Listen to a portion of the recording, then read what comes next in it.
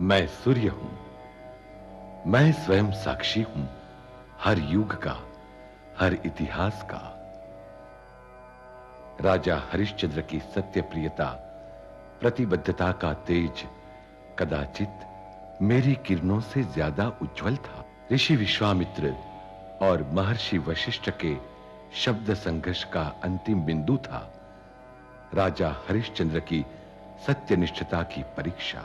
महर्षि वशिष्ठ ने स्वयं जल को समर्पित कर दिया ताकि वे अपने यजमान आश्रित राजा हरिश्चंद्र की कोई सहायता न कर सके। ये महर्षि वशिष्ठ का विश्वास था या राजा हरिश्चंद्र के कर्म, जो स्वयं विश्वामित्र को यह ज्ञान दे रहे थे कि राजा हरिश्चंद्र और सत्य शब्द को अलग नहीं किया जा सकता। किंतु जो नियति है, जो भविष्य है, वह कौन जानता है? और फिर यही अनिश्चितता तो स्वयं नियति रचित ही तो है। ऋषि विश्वामित्र अपने संपूर्ण ज्ञान से इसी अनिश्चित भविष्य के बारे में विचार कर रहे थे।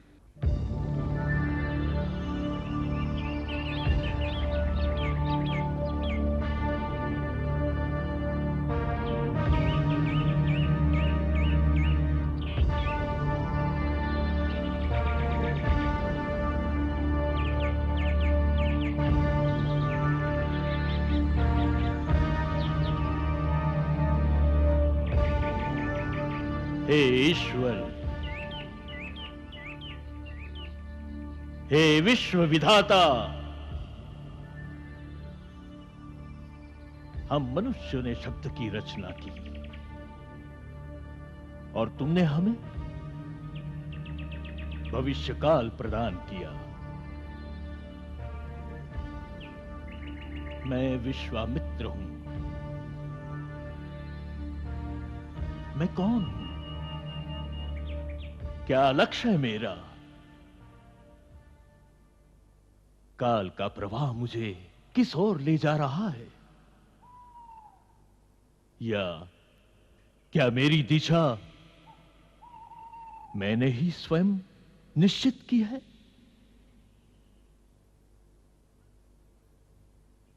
मैं क्या सिद्ध करने जा रहा हूं? राजा हरिश्चंद्र सत्यनिष्ठ है, यह सर्वविदित है, निश्चित है। ऐसे ही ये जो परीक्षा में लेने जा रहा हूं,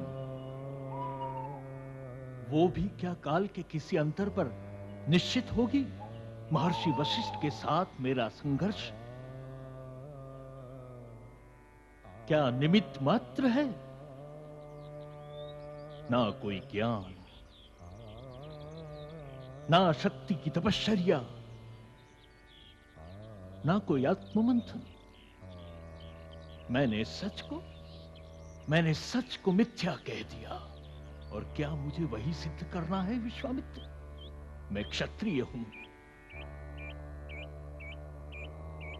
प्रहार अस्त्र का हो या शब्दों का, प्रहार हुआ सो हुआ। सच को मिथ्या करना है, सच को मिथ्या करना है विश्वामित्र। सच को मिथ्या करना है, सच को मिथ्या करना है। तुम्हें सच को मिथ्या करना है।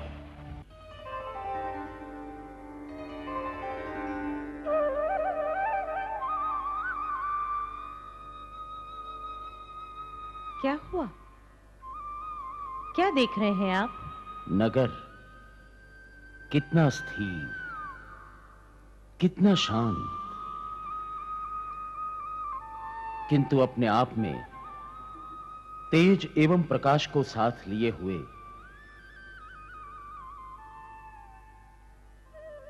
ठीक इस दीपक की ज्योति के समान।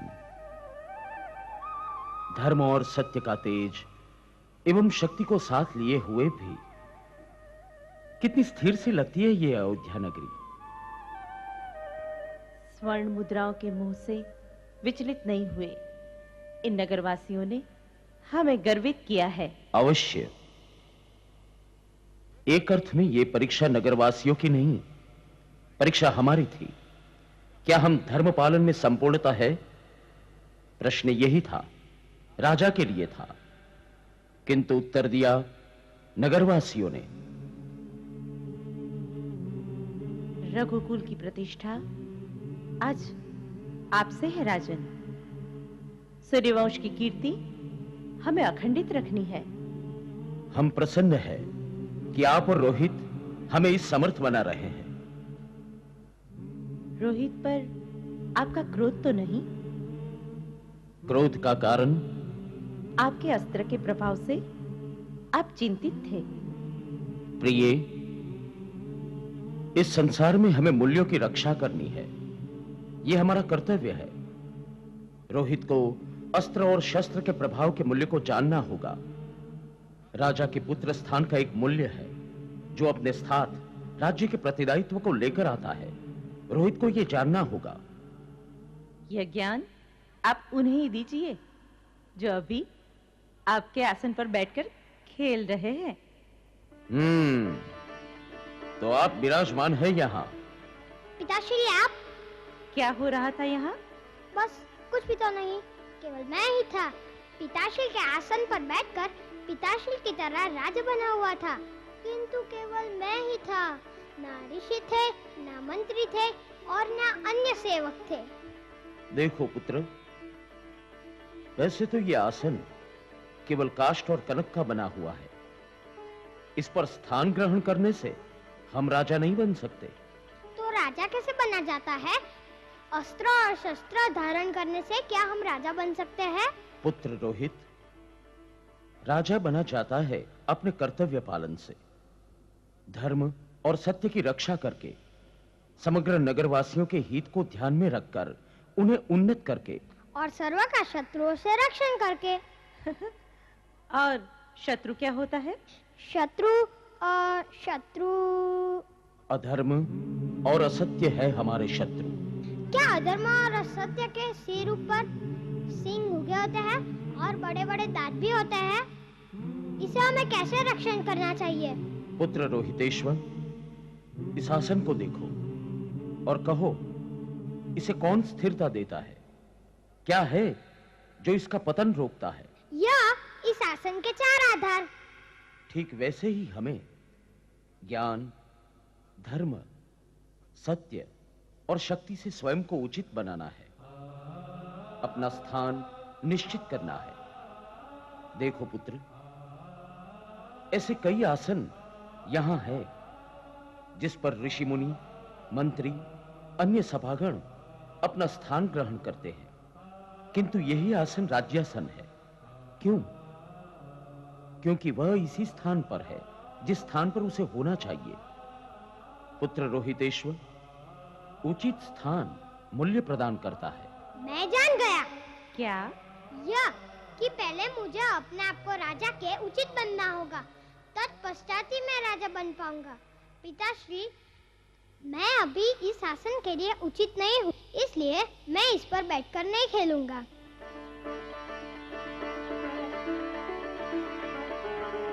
देखा प्रिय,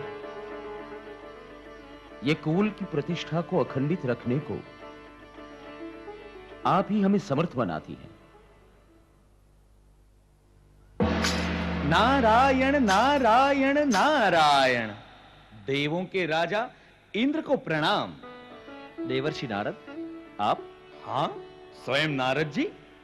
नारद जी, आज आप बड़े प्रसन्न दिखाई दे रहे हैं। चिंतित होने का कोई कारण भी तो नहीं। और प्रसन्नता का कारण? प्रसन्न रहने के लिए मुझे कोई कारण की आवश्यकता नहीं है, मैं तो हमेशा प्रसन्न ही रहता हूं। किंतु आप क्या विचार कर रहे थे? आपने कैसे जाना? आपके मुख पर आपकी मनस्थिति स्पष्ट दिखती है। कोई चिंता का कारण तो नहीं? इंद्रासन को तो कोई भय नहीं। चिंता के और भी कई कारण हो सकते हैं नारद जी। क्षमा देव, क्षमा। क्रोध न करें। आप क्या विचार कर रहे थे, मैं कहूं? आप जानते हैं, आप महर्षि वशिष्ठ और विश्वामित्र के संघर्ष के बारे में तो नहीं सोच रहे थे ना? नारद जी, आप भी? नारायण नारायण, अर्थात मैं सही सोच रहा हूं। हाँ नारद जी, हम यही सोच रहे थे कि यह संघर्ष राजा हरिश्चंद्र के किस भविष्य का निर्माण करेगा। वही होगा जो राजा हरिश्चंद्र की नियति होगी। देव, राजा हरिश्चंद्र सत्यवादी है और कठिन से कठिन परीक्षाएं भी यह असत्य सिद्ध नहीं कर सकती। किंतु ऋषि विश्वामित्र तो यही परीक्षा कर रहे हैं कि राजा हरिश्चंद्र असत्य का आचरण करे, राजा हरिश्चंद्र को अपने धर्म और अपने कर्तव्य की विस्मृति हो। नारद जी, भविष्य काल का संकेत क्या हो सकता है? नारायण नारायण। देव, मैं तो केवल इतना ही विचार सकता हूं कि जब तक राजा हरिश्चंद्र की परीक्षाएं समाप्त नहीं होती, ऋषि विश्वामित्र की कोई भी तपश्चर्या का स्वर्गलोक में भय नहीं। नारायण नारायण। नारायण नारायण। सत्यवादी राजा हरिश्चंद्र की जय। सत्यवादी राजा हरिश्चंद्र की जय। सत्यवादी राजा हरिश्चंद्र की जय। सत्यवादी राजा हरिश्चंद्र की जय। सत्यवादी राजा हरिश्चंद्र की जय। हम इस कुल के वंशज सूर्यवंशी राजा हरिश्चंद्र सभा में उपस्थित आप सर्व का अभिवादन करते हैं। आप सर्व नगरवासियों ने धर्म एवं सत्य पालन का जो दृष्टांत दिया है, उससे हम कृतज्ञ हैं। ऋषियों के आशीर्वचन और आप सर्व के कारण ही तो आज अयोध्या नगरी कीर्तिमान है, और हमें श्रद्धा है कि यह सदा कीर्तिमान हो। नारायण नारायण नारायण। हे राजा हरिश्चंद्र, आपकी श्रद्धा सत्य सिद्ध हो। देवर्षि नारद, आपको यहां उपस्थित देख हमें प्रसन्नता हुई। आपका आगमन हमारा सौभाग्य है। हम आपको वंदन करते हैं देवर्षि। नारायण नारायण। हे राजन, आपकी कीर्ति आज स्वर्ग लोक में चर्चा विचार का विषय है, और आपसे विचार विमर्श करने में मेरा सौभाग्य है राजन। यह तो अधिक विनम्रता है देवर्षि। राजन, आप सत्यनिष्ठ हैं। कोई परीक्षाएं आपको असत्य का आचरण करने पर विवश नहीं कर सकती, और यह सर्वविदित है। ईश्वर हमें शक्ति दे देवर्षि, यही प्रार्थना है। किंतु आप क्या किसी परीक्षा का संकेत दे रहे हैं? नारायण नारायण नारायण। मैं भला आपकी श्रद्धा पर क्यों संदेह करूं? आपकी श्रद्धा अखंडित रहे राजन। देवर्षि नारद, हमें श्रद्धा है सर्व पर। सत्य और धर्म का पालन प्राणों के त्याग के पश्चात भी होगा, यह निसंदेह है। यही तो कारण आपके प्रति सर्व को आदर भाव है, और आप स्वयं अन्यों के समक्ष आदर्श हैं। राजन, कहीं राज्य के अनुशासन में कोई विघ्न तो नहीं है ना? यदि विघ्न है तो उसे भी दूर करना अनुशासन का एक अंग है, और फिर आपकी कृपा जो है। देवर्षि नारद, धर्म का पालन हो रहा है, कर्तव्य को जाना जा रहा है, सर्व प्रसन्न है अनुशासन से। अयोध्या नगरी की कीर्ति सूर्य के प्रकाश भांति प्रसर रही है। अन्य राज्य आश्चर्य से दिग्मूढ़ है देवर्षि। नारायण नारायण नारायण। राजन, मैं प्रस्थान के लिए आज्ञा चाहूंगा। मेरा आगमन सफल रहा। राजन, आपसे विचार विमर्श कर मैं बहुत प्रसन्न हुआ। मंत्री श्री, आपसे भी। कीर्तिमान भव राजन। मैं आपके आशीर्वचन का ऋणी हूं देवर्षि नारद। नारायण नारायण नारायण।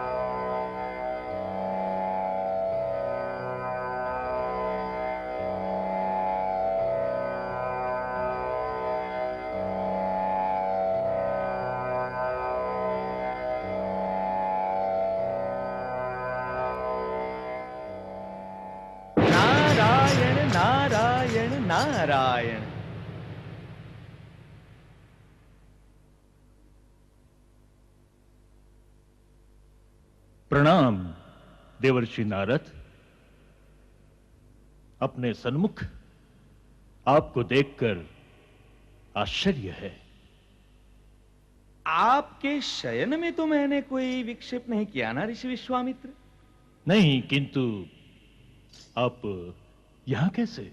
स्वर्ग लोक तक जिसकी कीर्ति की बातें हैं, वह सत्यवादी राजा हरिश्चंद्र से विमर्श करने का मोह मुझे अयोध्या नगरी तक ले गया। स्वर्ग लोक को मैं प्रस्थान कर ही रहा था कि आपको देख मैं रुक गया।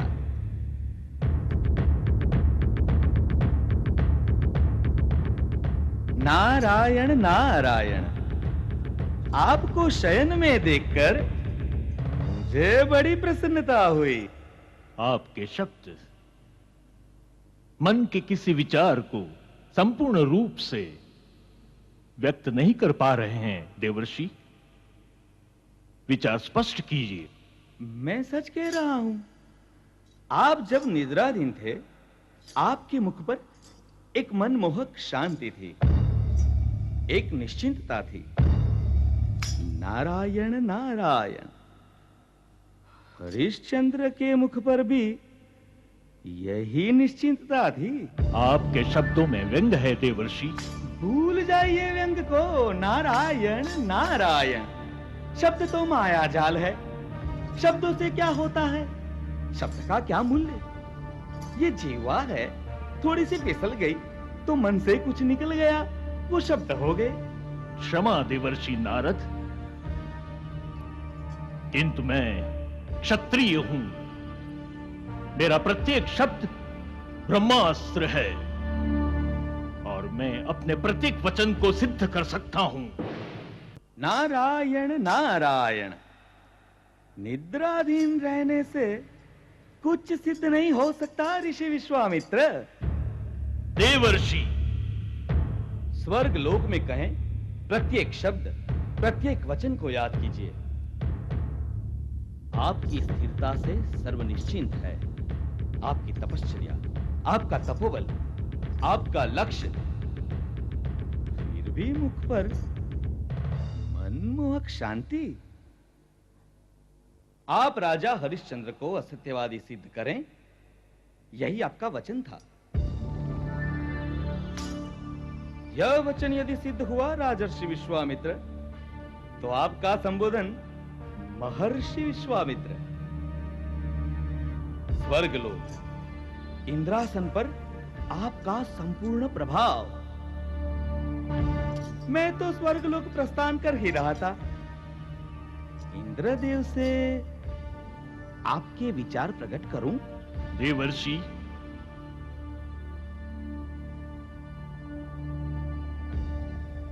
बस इतना ही कहना सर्व से।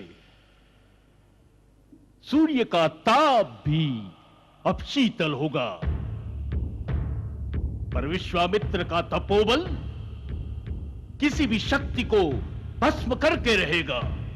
नारायण नारायण नारायण, अब हम आज्ञा चाहते हैं राजर्षि विश्वामित्र।